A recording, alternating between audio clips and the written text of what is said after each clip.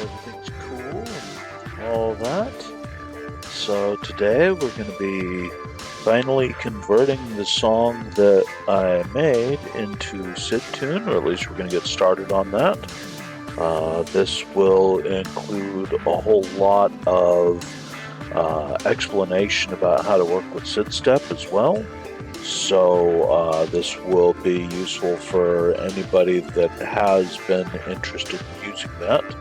I'm only really going to be working with Ableton though, so you'll have to adapt some of it to your DAW, but that shouldn't be terribly difficult if you wanted to. So, yeah, I guess we'll end that music, even though it was just getting good. And there we go. On and that off. All right.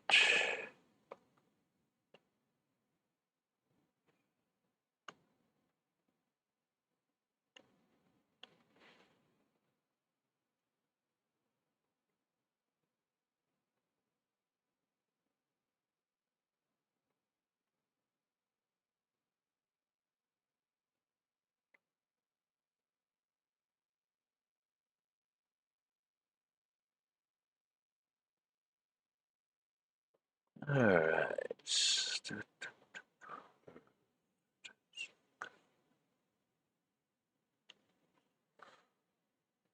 So, SID Step 2 is VST, so that means that it needs to go into a MIDI channel. And what I usually like to do is I just use as many SID voices as I want to until I'm done, and then I start pairing it back from there. So I'll just drop. So this is SID Step. There's two modes. This is the live mode, and there's also a patch editor, which I'll show you shortly. The live mode is where it gets controlled while you're playing. And let's start just by motions of deathy of PIS. So, you have three voices per SID. These correspond to controls that are exposed. Like you look out here, you see program one, which instead of patch one, yeah, I guess there's a little bit of inconsistency there.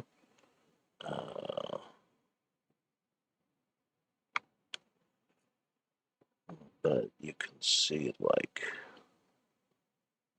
should well, oh, let's worry about that when we get to it, actually. And then you can live adjust your ADSR, pitch bend. You can have vibrato controls as well as pulse width.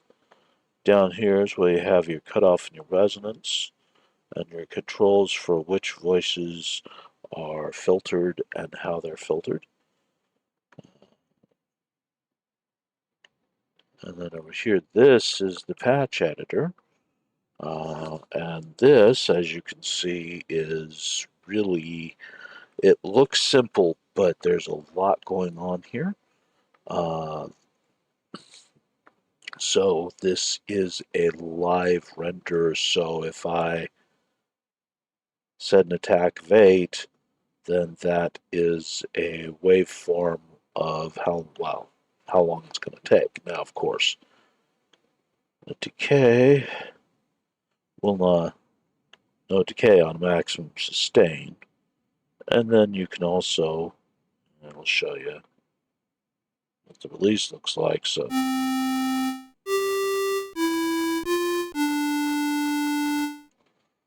whereas the default, oops, no, it's not that, it was that. It was just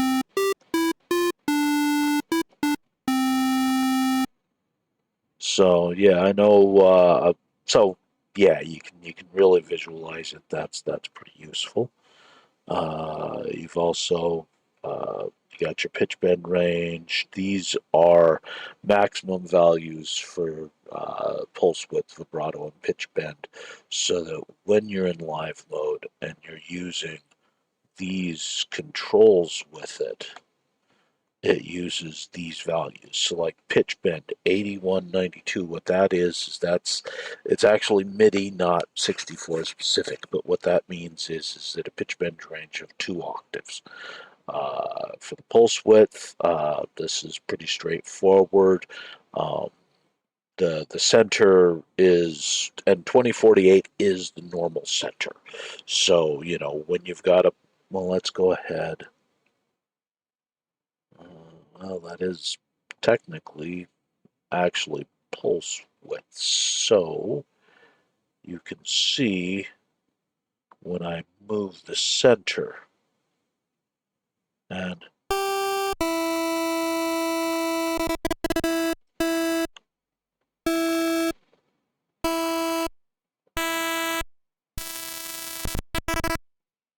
now that chunkiness will go away when it's in live mode. That's just, yeah, it's you're not supposed to be playing a note and playing with knobs at the same time, or especially not that knob. But anyhow, so that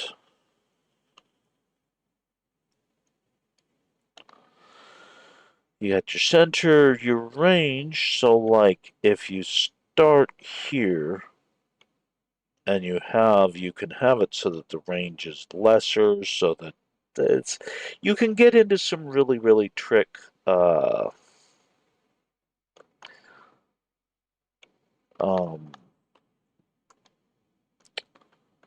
instrument designs.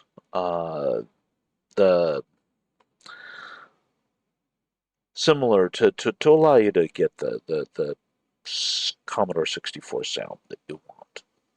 Um, and the vibrato, basically the same thing, but like you can. That's how. That's the default.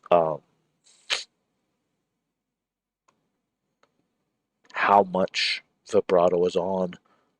There's also a delay. This you can adjust the speed as well. So that's the maximum speed. Wow, this actually makes it.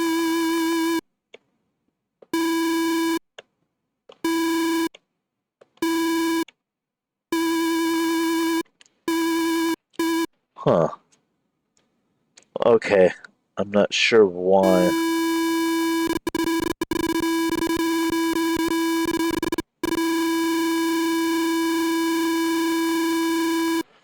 Alright, well. And then you can set a delay on the vibrato as well. So what this will do is how many frames of delay you'll get before the vibrato kicks in. So it'll do like, let's bring that up to a bigger number so that yeah, hear how it starts out.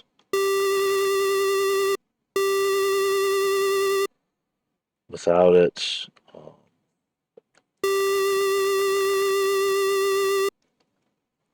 And then the other thing, this is a big part of how you interact with SIDStep in general. Holding the chord down in your DAW is an ARP. So you got, oops.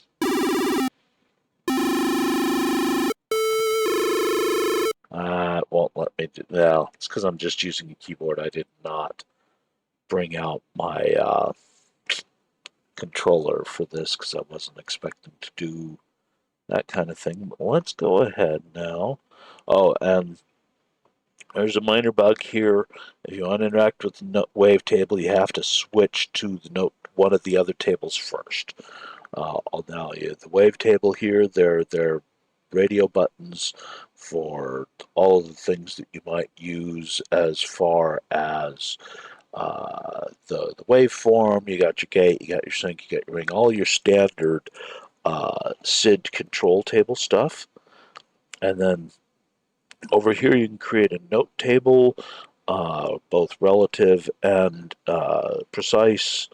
Those are commonly used for like drum sounds and things like that. And then the pulse table, you can have it so that you've got some automated pulse movement in the instrument, so that the bit where it goes, you could automate that a bit. It's not exactly easy right now. It's going to be massively improved for Megastep. But let's go ahead and get back over to the wavetable here.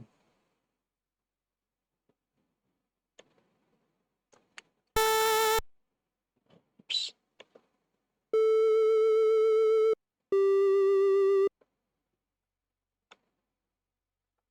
I want something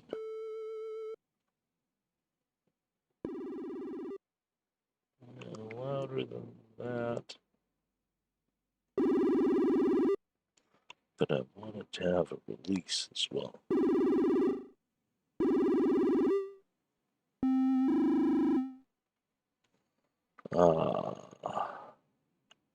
Because this is, well, I'm really just showing you some things right now, so it's not that big deal, but with the release, a big part of what that will do, and it's kind of hard to hear it now, maybe later.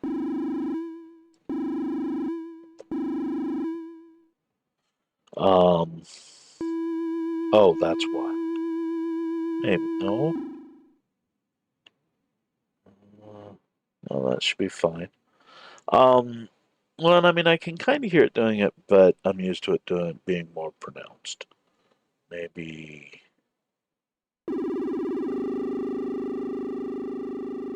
Yeah, you can hear it doing it there a lot better.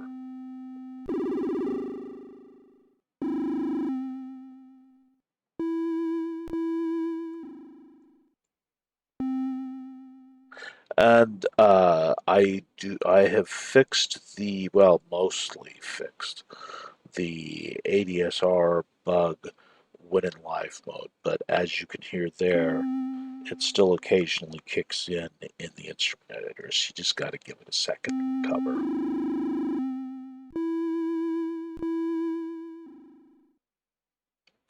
Um, all right, so, and then you can add extra rows to your wavetables. So let's say we're gonna do that, and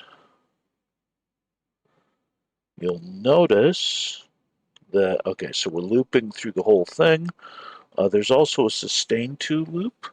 What this will do is, as long as the notes are held down, it will do that loop, and then it will fall through it into whatever you have afterwards. So if you want some kind of tail to your instrument that and it does something a little bit different, then you can do that. For now, what we've got is,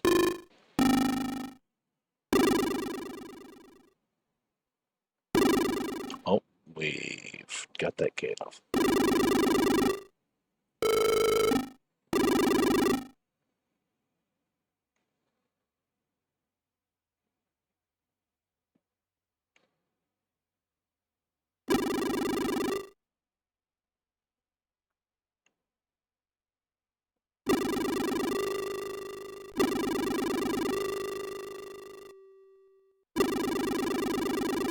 So that is the patch editor. What you've also got, and this is available, I'll show you in the other screen as well. Well, let's go ahead and there's also under here, we've got a whole bunch, well, not a whole bunch, but a fair number of built-in instruments that comes with it. I'm actually going to start with the drums. I almost always either use JCH's kick from Hawaii or Ren Owahan's kick from Dutch Breeze. Here's the one from Hawaii. Can you hear that? It's got a pretty good actual kick sound. I quite like that one. And then here's Rains.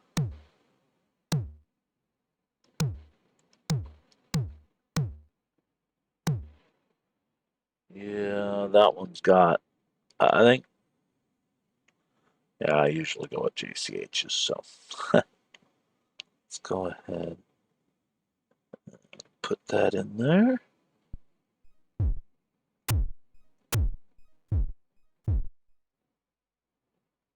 So here's where we start to get into the setup a little bit.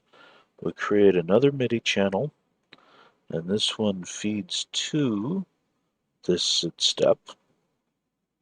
And it feeds to specifically, you pick 1, 2, or 3 here for voices 1, 2, and 3. So we're going to put the kick in voice 1 of that SID for now.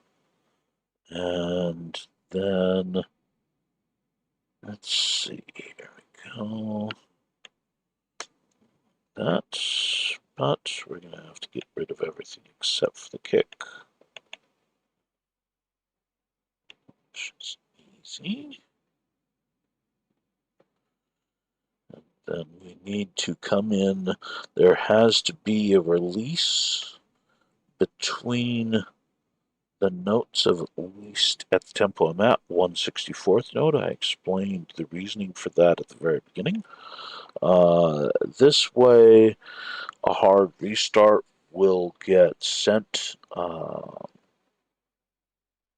when the song is exported. It will try while it's live, but it's a little harder because just because of the way that it works. So these will sound crisp when they're exported. They should sound good enough for now. Let's give them a listen. Oh, wait.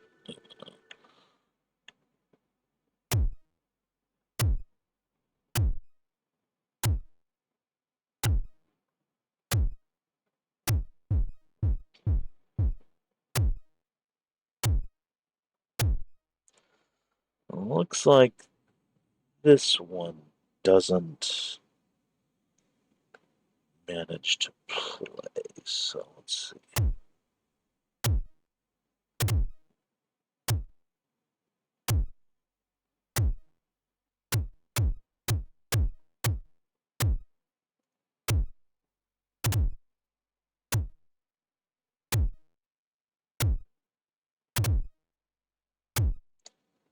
Okay.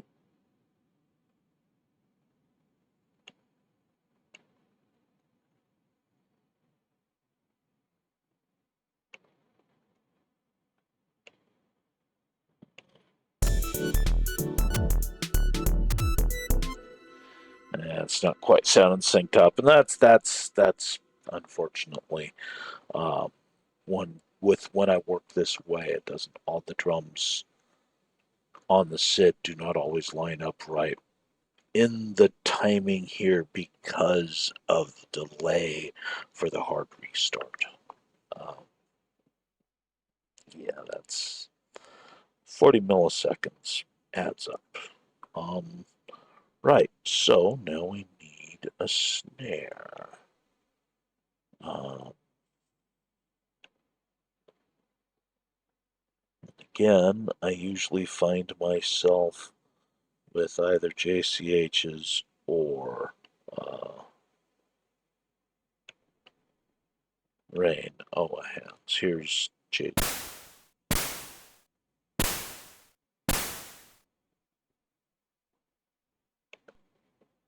Then here's Rains. Yeah, it's got a much more classic style, doesn't it? Well, I mean, actually sounding like a snare still, but it's so. We'll make channel 2 snare drums. So you see, I've set the patch for channel 2. Eventually, we'll probably have to multiplex our channels, but for right now, I don't do that because it's a lot easier to just work as is, and then I'll worry about optimization later. So, yeah, I'm gonna need another. This is our for our snare drums now. And we will delete everything that isn't a snare.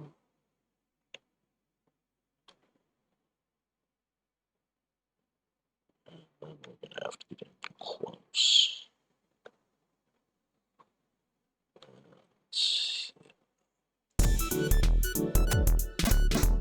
Oops. Okay.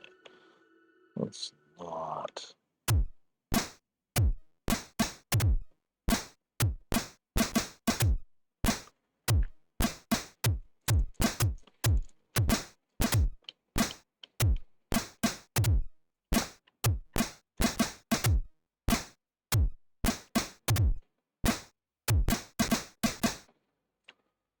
All right. So that's got a huge chunk of it. Let's go ahead. Now we're also going to load up a hat of some sort. I need to be able to hear this because hats. I haven't settled on a hat yet. I've got a few of them that I've designed myself that are okay, but yeah. Um, okay, so add in. Start with the most recent one. Yellow.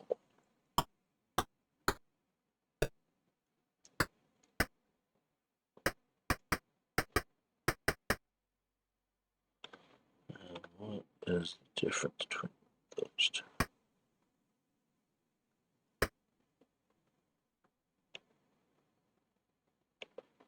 Like, not much difference. One thing that I have done when I wanted the hats particularly sizzle, I've actually dedicated one of my four filters to shaping the hats. They do that. Uh, this should be fine for now. Let's see now.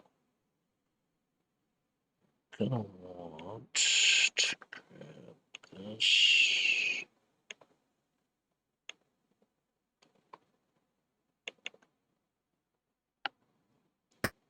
So this is A2 that I'm playing right now. Okay.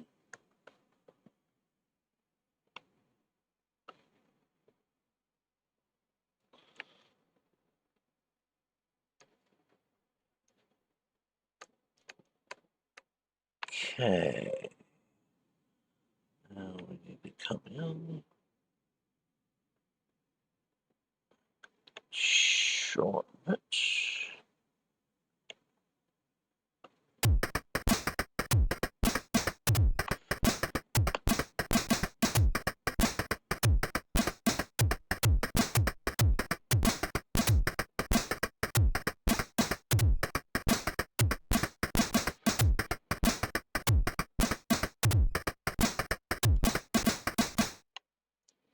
All right. Yeah, that's working out pretty well so far.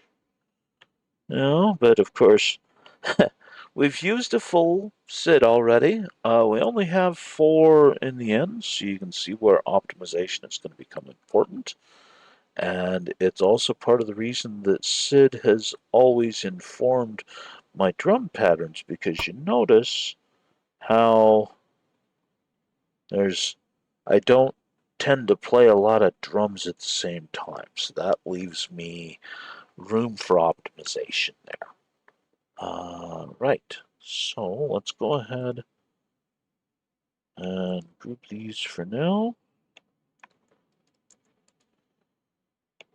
And we want another SID.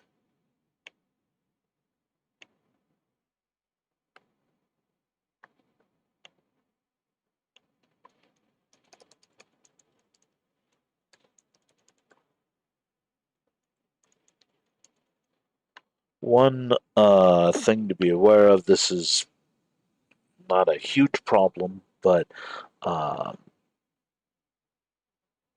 when you export, the exporter only takes your instrument list from the first SID.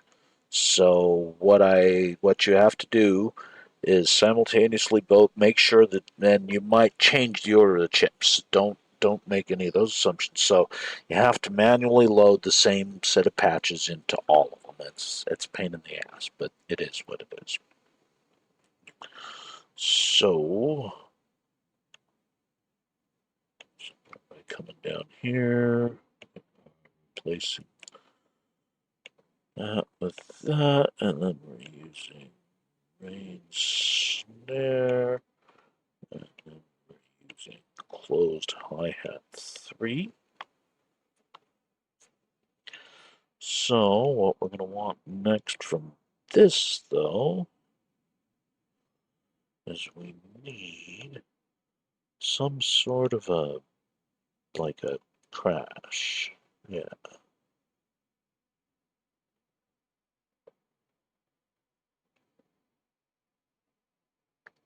I don't think this is it.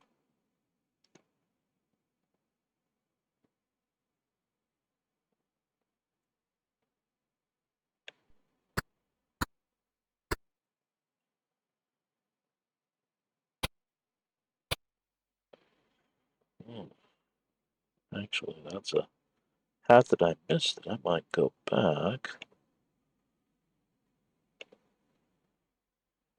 Place that with that.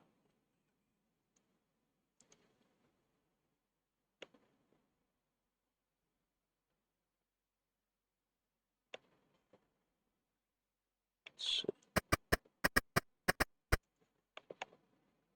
this is going to need to be,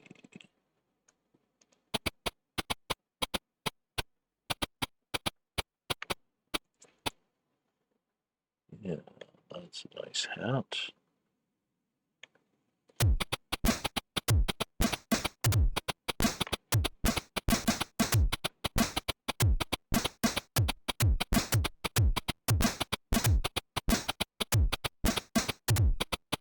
Okay. It's not what I was actually doing, but I quite like that hat, so I'm glad that we got there. So let's go ahead and replace that. But I still need a crash. Not sure if I have to have had something resembling a crash before. Well, okay. Let's go ahead. Save this. This is kind of a pain in the way that instrument file management happens in this version. This is also something that will be changed in um,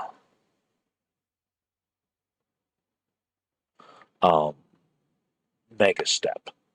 So right now you kind of have to do the save as first before you do any work.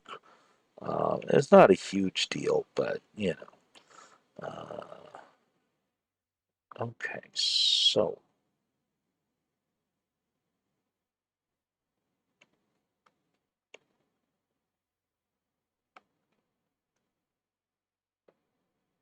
uh,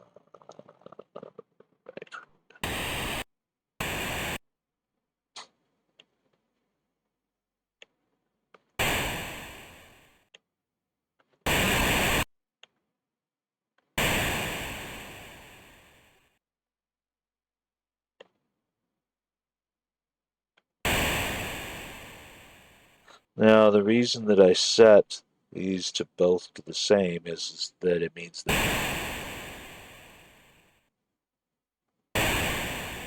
it will, if I let up on the note before it's done, it will finish. Let's see.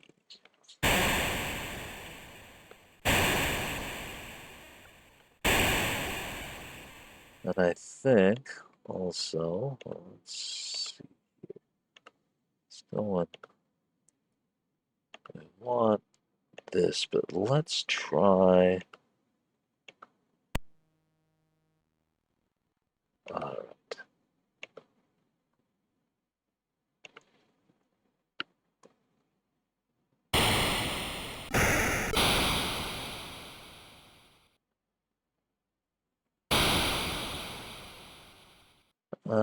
Can't quite hear it.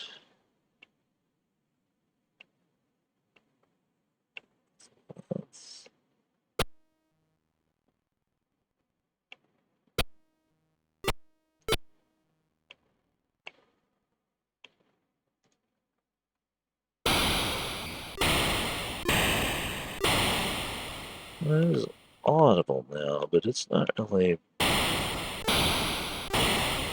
Maybe it may not actually sound good.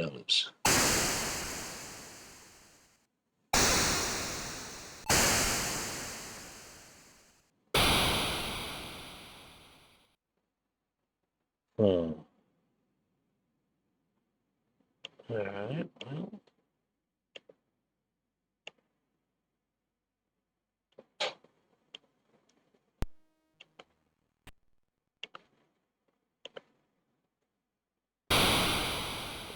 I guess we'll get rid of those. I think.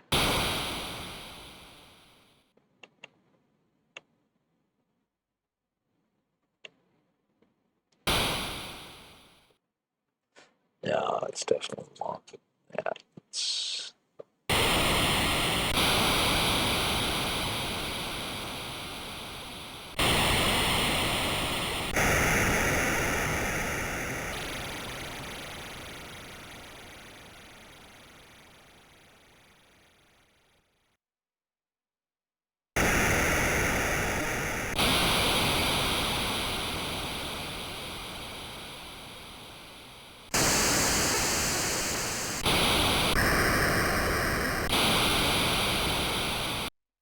all right. Okay. So this. Let's go ahead and start naming these. So number one. And two. They're easier to find there. This is going to be channel one. So let's see.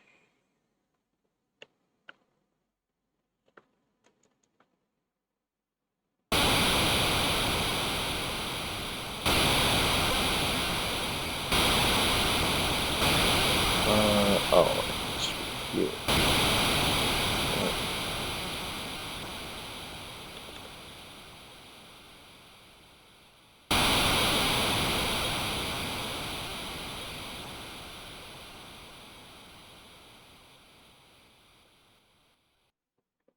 Okay, that's a good crash.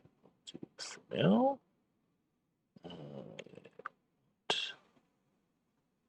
That as well.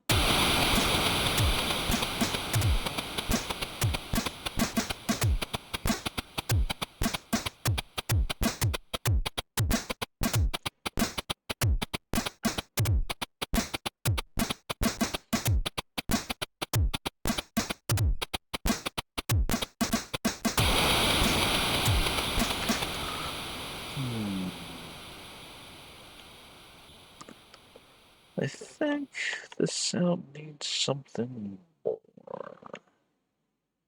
Let's see here. Maybe let's give it a little bit more attack, huh?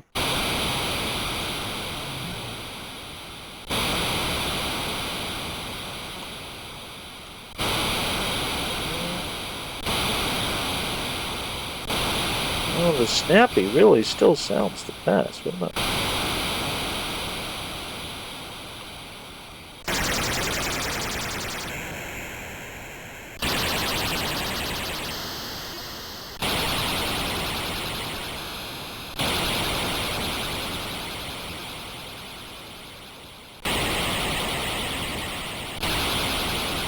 The vibrato's not bad, yeah.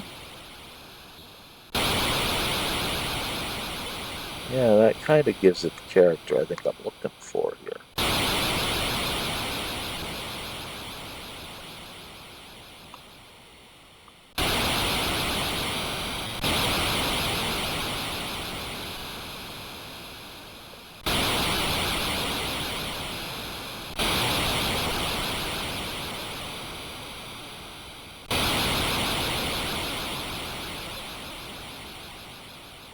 Well, here's something else you'll need to remember to do if you want to keep your instrument is save it because you can once you've got it loaded here, you can jump back and forth between them.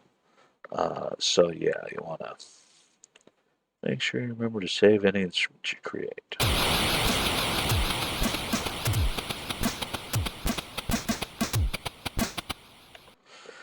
I think I want more speed on the symbol.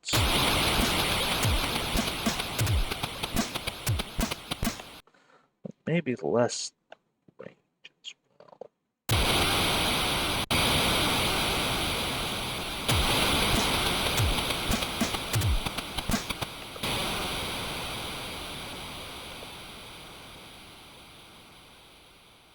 Let's be coder nerds.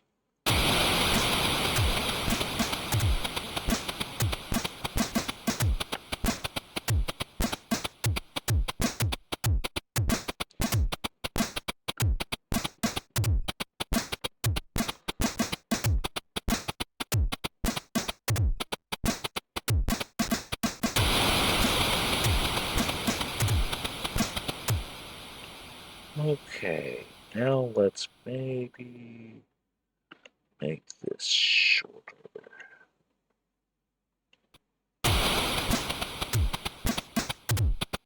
Yeah. Alright, that sounds pretty good. Let's get that saved.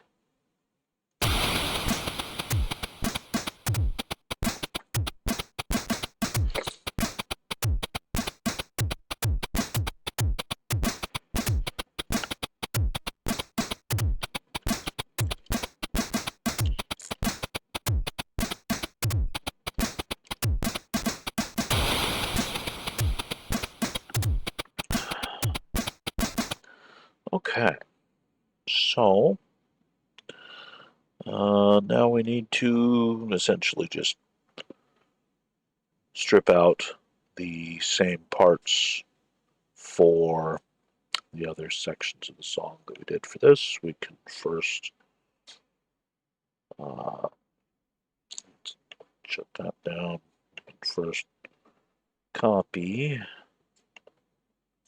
the chorus since it's never going to change. Although actually, when it comes to drums, even the verse is pretty static too. Let's see now.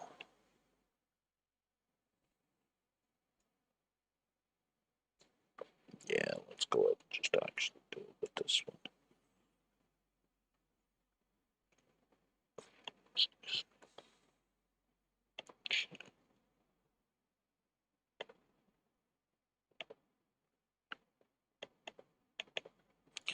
So first, we'll take the kicks. I'm gonna need to make sure that there's enough gap again.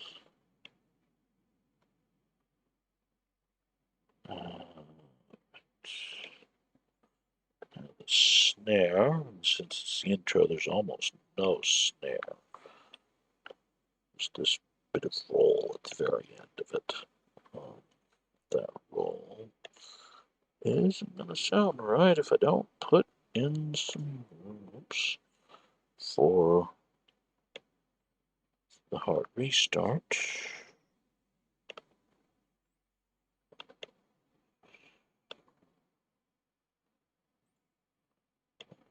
Hats here.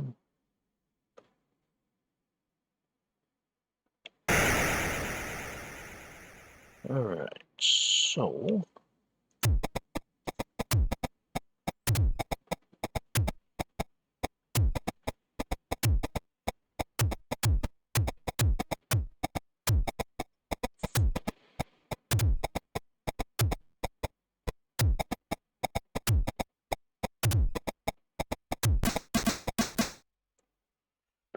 okay.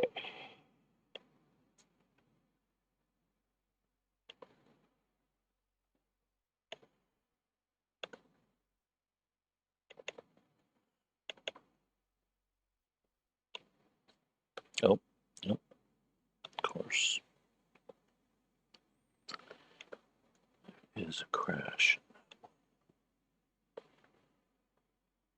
So, here's the kicks. You know what? Oh, yeah, okay, if I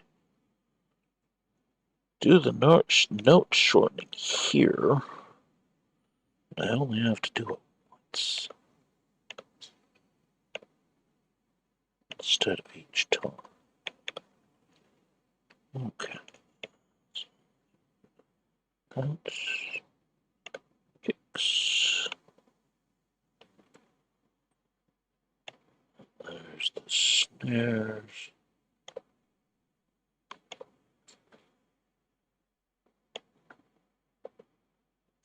There's the hats. Just need to go up.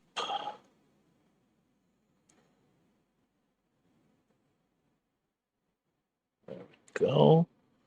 I need to do that here as well.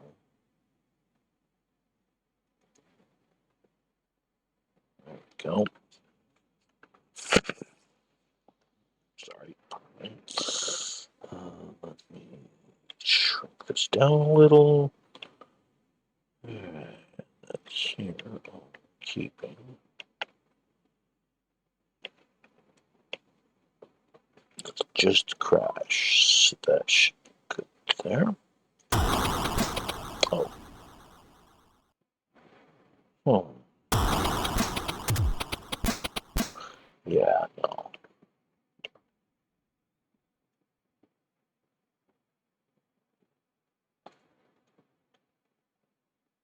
There we go.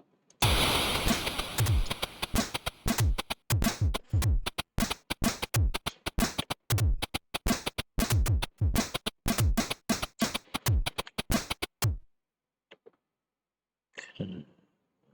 It's also going to go there.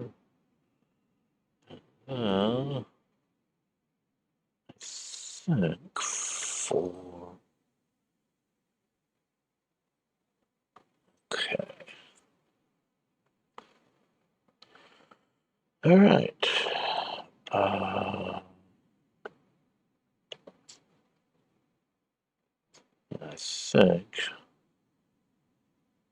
Looks like I can expect the cymbal crashes to continue to... Oh, do I have one here? Maybe I don't. No, I do not. Okay, so not that one. But interestingly enough, I do in this film, not that film. So we'll put that there.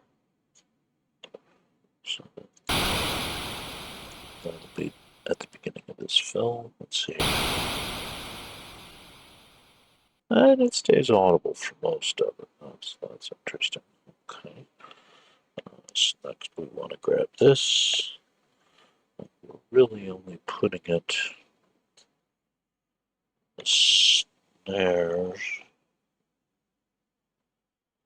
the hats.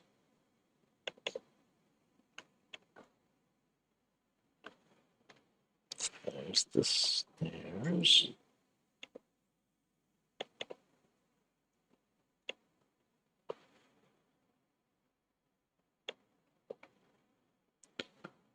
Then we want to bring this up.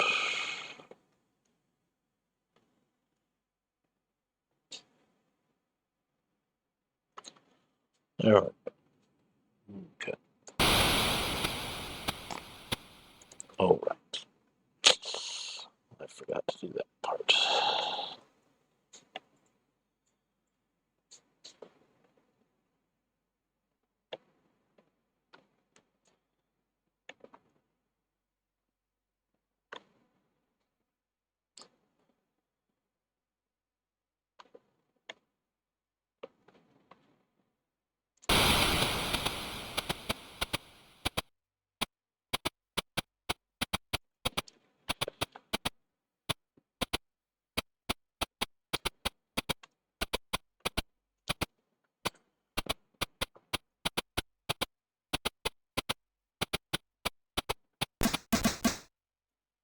Okay. Next one. No crash. This should go quick. Oh, there is a crash there. Just very tiny. Okay, so I still need that.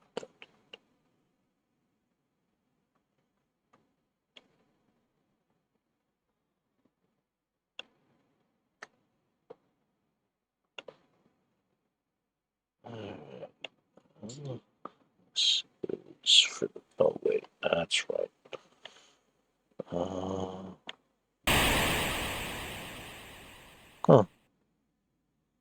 Like these ones are already appropriately gapped, so I did that one already for whatever reason.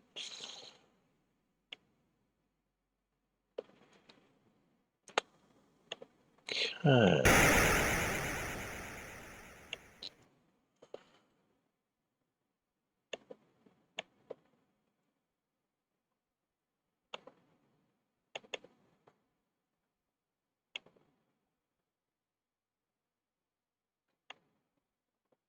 Okay.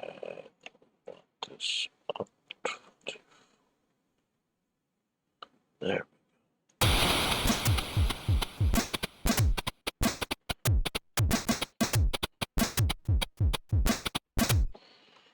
Okay.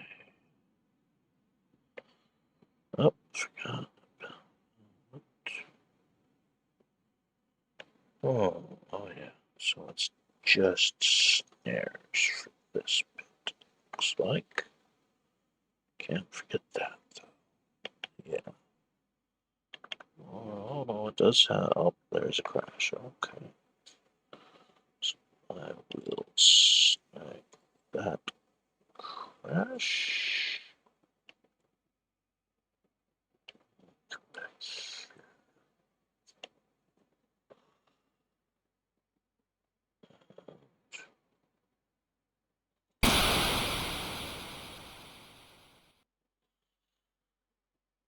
Okay. See if I can get away with this.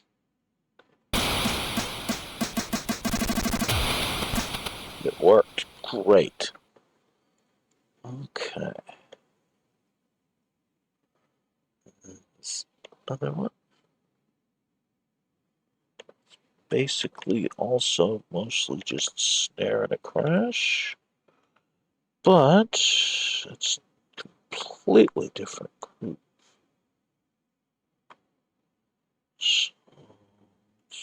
But it's like, oh no, there's probably not enough gap in here.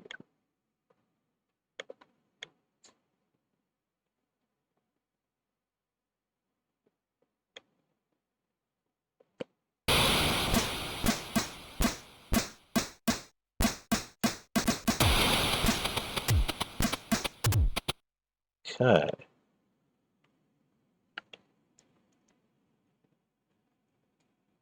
Oh well, better late than never, right? Just about done with getting the drums set up. In the SID, that is. Yeah. Okay.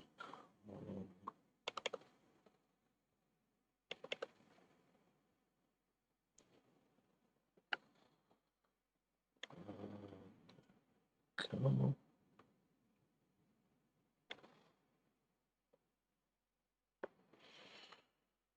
All right. So,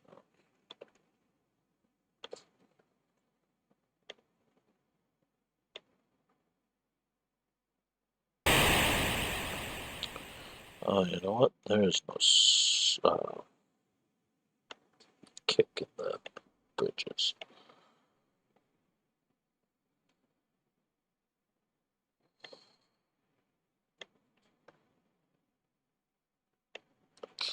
So,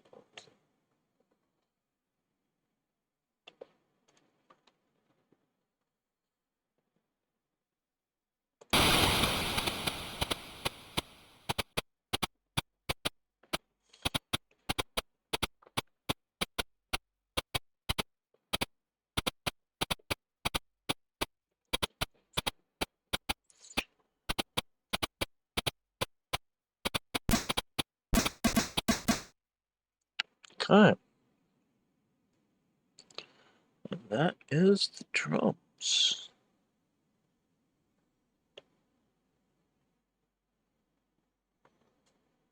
Okay, so for proper loops here. Let's give it a quick listen, shall we?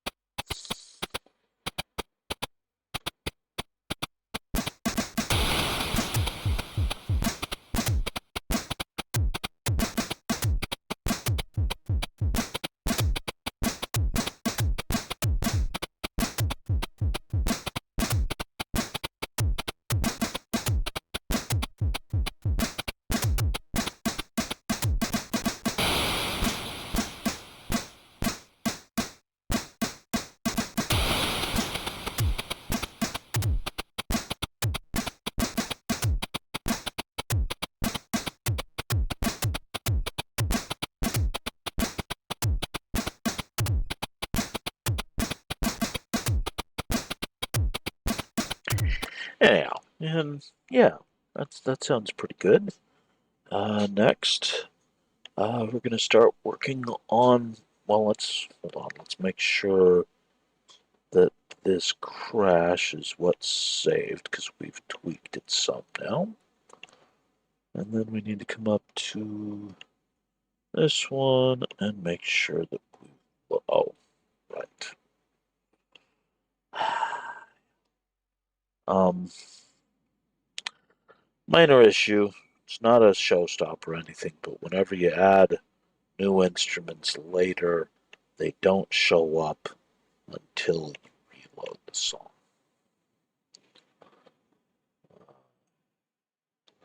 Another thing that will definitely be fixed for SIDStep. Uh, yeah.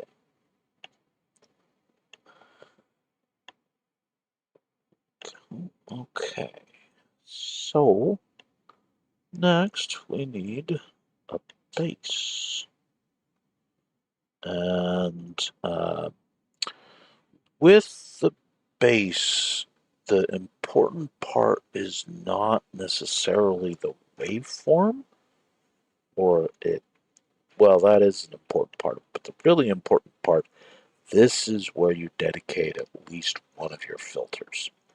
Um, and really, a good sound for the bass with your filter doing interesting things is just a sawtooth. So when we come into basses and come down into my general work area, you'll see that I've got, just some pretty basic basses like this one here. It's actually a pulse, but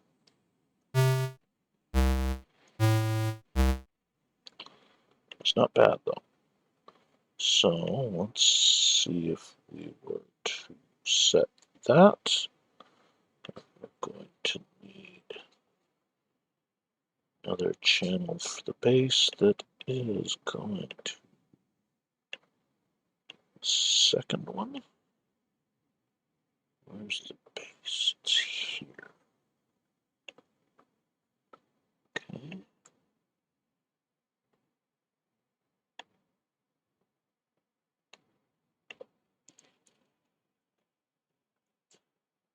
Thank you. Yeah, I'm very proud of the appearance of SIDStep. I was it's like, what would a 64 look like if it were a drum machine? Yeah. Okay, let's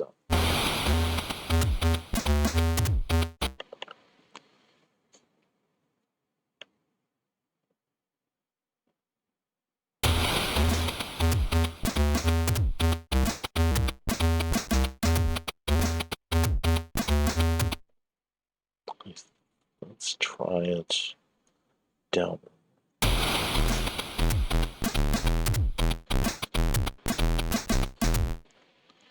I think we're definitely going to want it in the lower octave.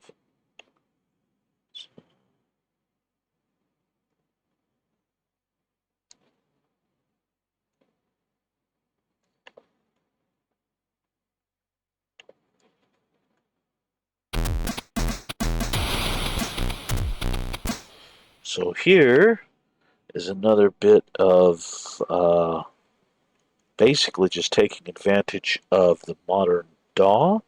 This is something that you can, whatever one you use will have something similar. But you're basically just looking for in this case, it's envelope MIDI. And then I come up here. This is very specific to Ableton, but your DAW is going to do something similar. I group it so that I get knobs, and then I am going to map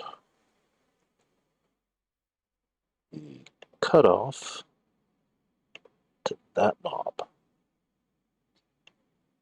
And then going into it, I am going to want cutoff on 2. I'm mostly going to want low pass for now. Alright.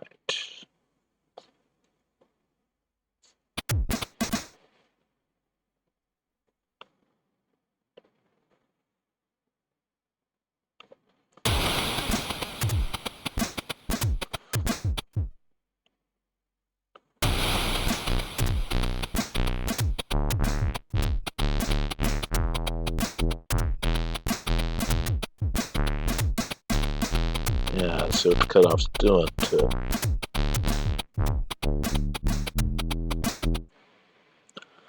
It's like that's probably about where we want the bottom of it. That is 0.56, so let's call it 0.55.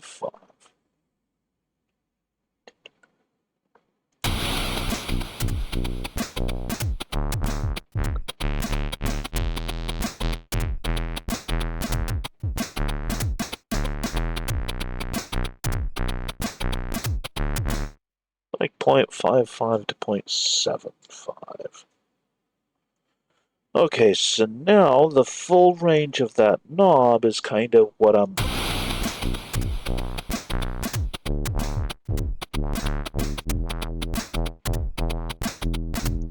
So, now that we have that, we come down to this envelope that I put on here, and we map it to that cutoff.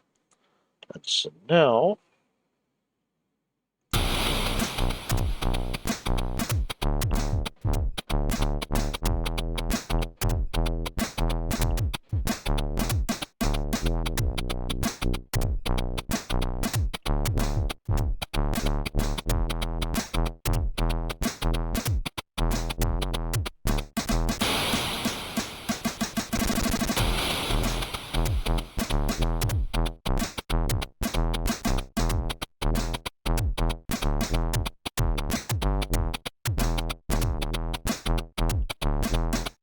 you can see, if you look in here, you can see it's bouncing the cutoff.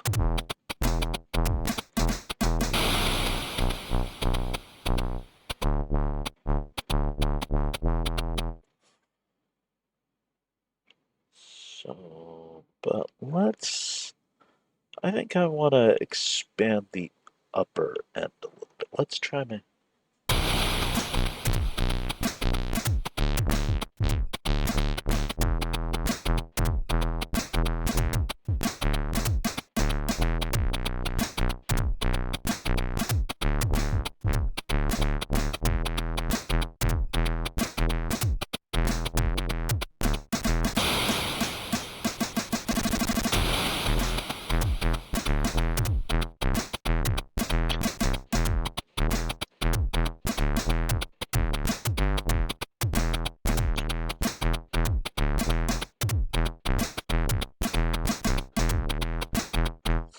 Okay. And let's, just for giggles, let's see what happens if I also add in the sub. That's going to be here.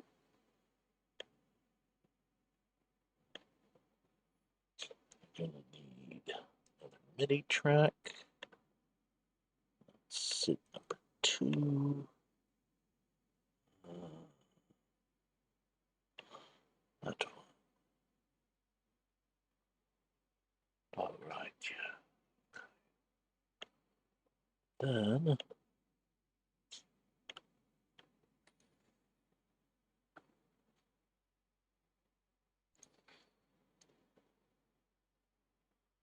see how the sub sounds.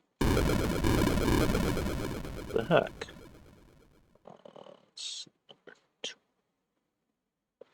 That should be right. Did I not load it correctly, or did I? Oh.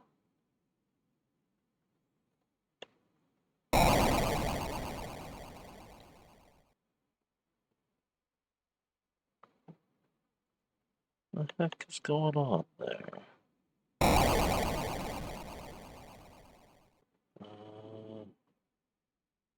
Oh, duh. Yeah, that one. Okay, so.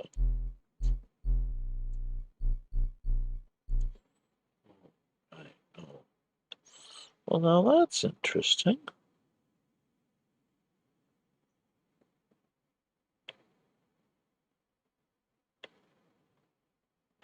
Oh, no, that's not as interesting as I thought.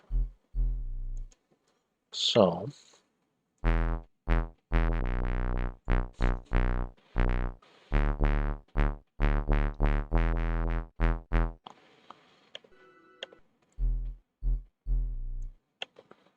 wonder if that needs to be lower. I can't go a lot lower.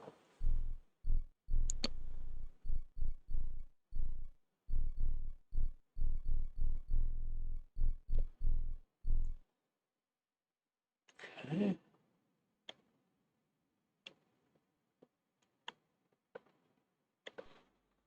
Let's try the sub M.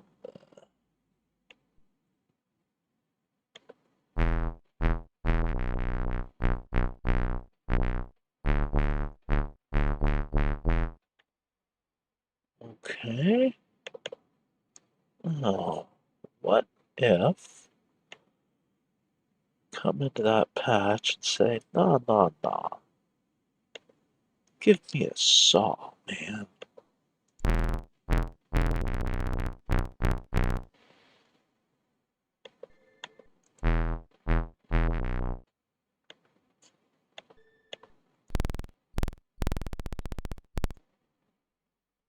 Huh.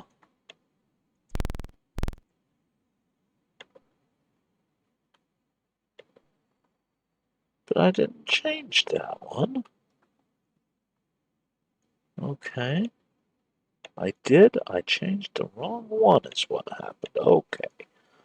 Okay. Now it all makes sense. Yeah, that's...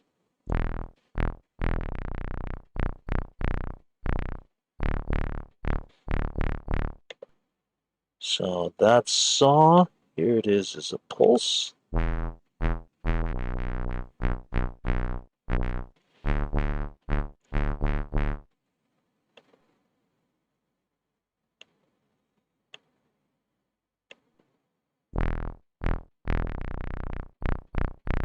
Oh, kind of hard to choose between them. They both sound like really good basses to me. Just for completionist, let's see how it sounds with the try in there. Yeah, that's close to a sine, which is basically a pure bass. I wasn't, and it's what the sub is using. So yeah.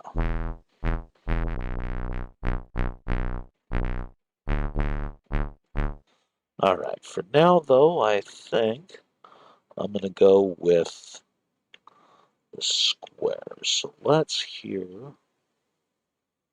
what this sounds like now.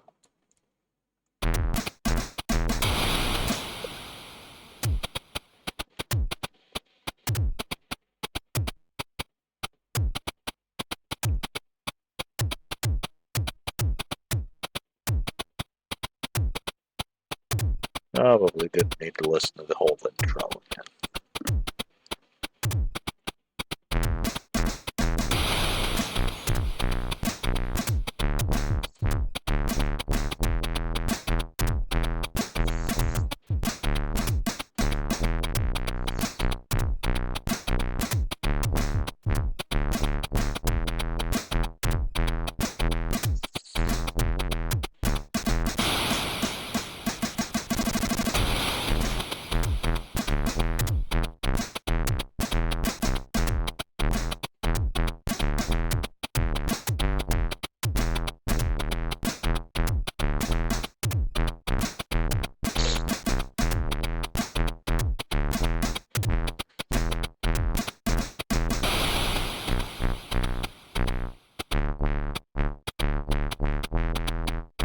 And we're gonna have a sweep in here eventually as well on the bass.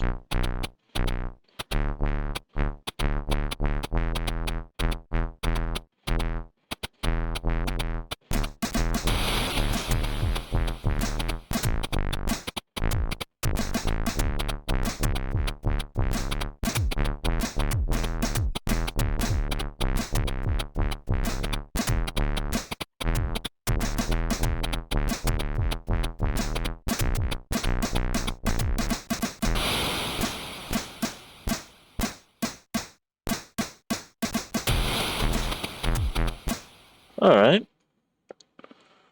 Well, you know what? Let's actually give it a good listen too.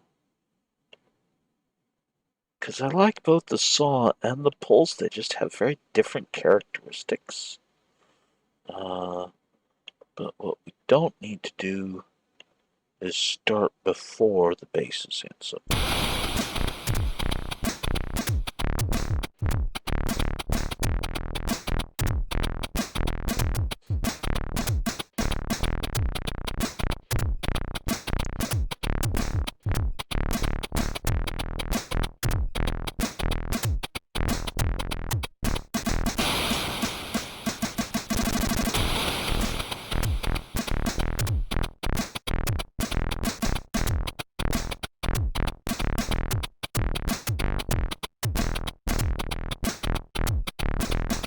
Boy, I'm liking the ducking and the saw. I really am.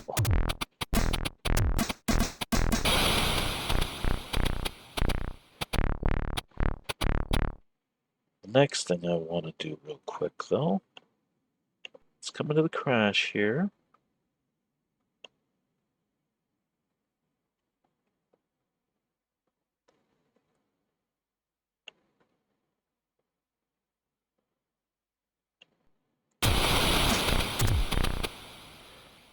So we're going to want to take all the snares. We're going to want to make them a lot shorter.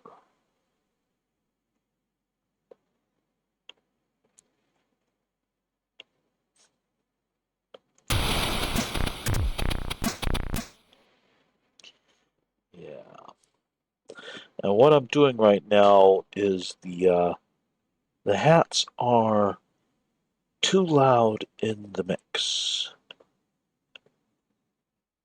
So, not the hats, but the crash. It needs to be brought down. So in order to do that, I need to make it so that it's not dependent on the attack and decay anymore, but just the sustain and release. And then I can use sustain as my uh,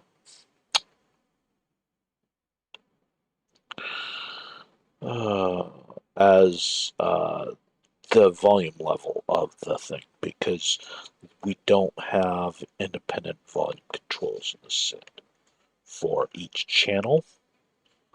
So, oh yeah, that's right. No, I already did that. I just need to fix the colors.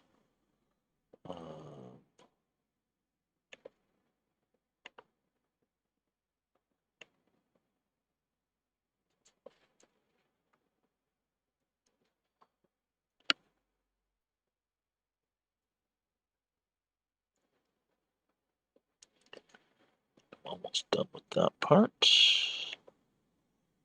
Let's see.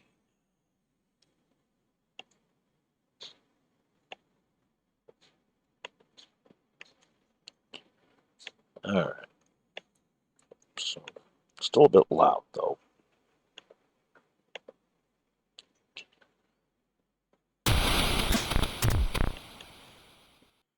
So let's come in here.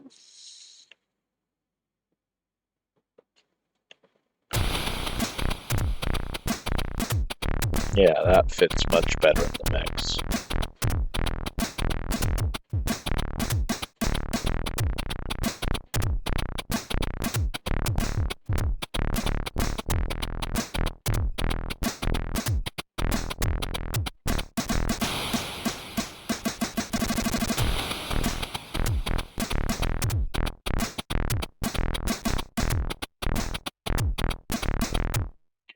Alright, so I don't actually think this is going to sound good, but I'm going to try bringing this up an octave and see how that sounds.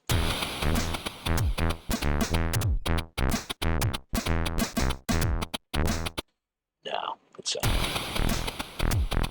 Yeah, in the deep end.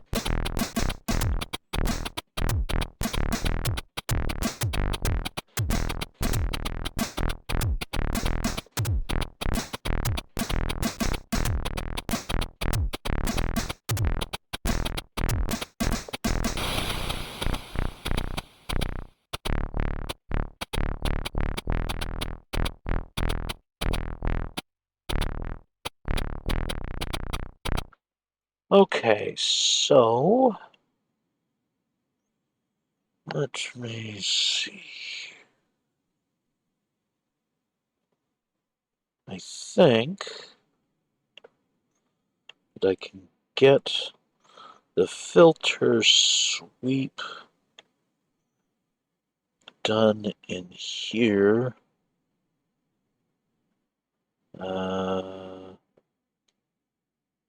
It's amount. Amount is what I want, yes.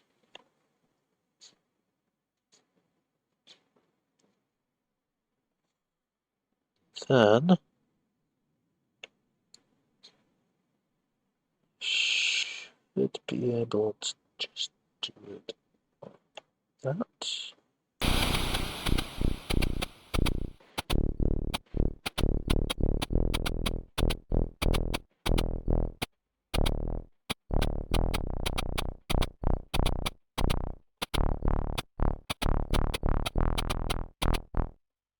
I'm going to give it just a little bit of curve.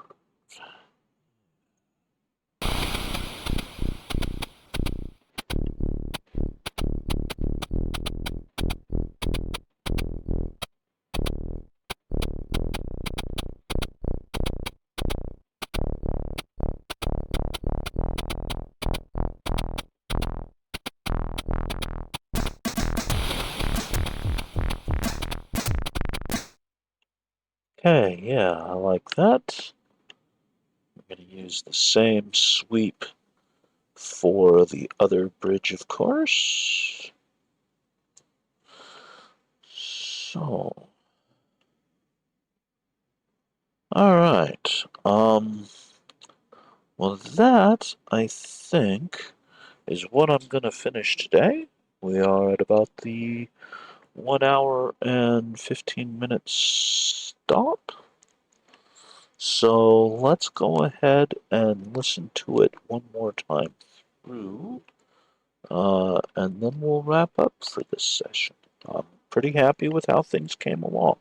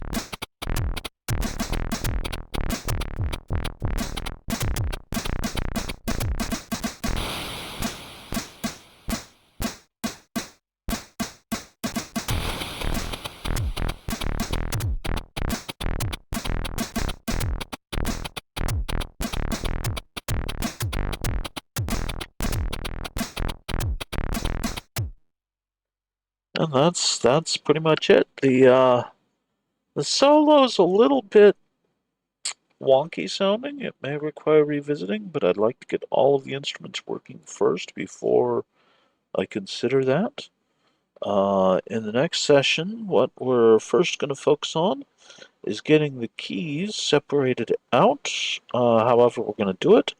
Either I'm going to make ARPs of them, or we might separate them because we've only used 2 SIDs so far. That leaves us 2 more SIDs. The lead is going to take at most 2 voices, which means we actually have enough voices to split out the keys into individual notes. So, but I think just to make life easy, first next time I'll consider it without doing that, um, because that requires a lot less work. So if that sounds awesome, then we're going to go with that. So anyhow, yeah, that brings us to the end of this session. As always, I would really like to thank my patrons for helping to support my efforts and showing how much they enjoy what I do. In particular, huge shout out to Professor Falcon and Sparehead. You guys are super cool. If anybody else would like to help me out, it would be most appreciated. You can become a patron over at patreon.com/deathybas. Yeah, so with that, where's the thingy? There's the thingy.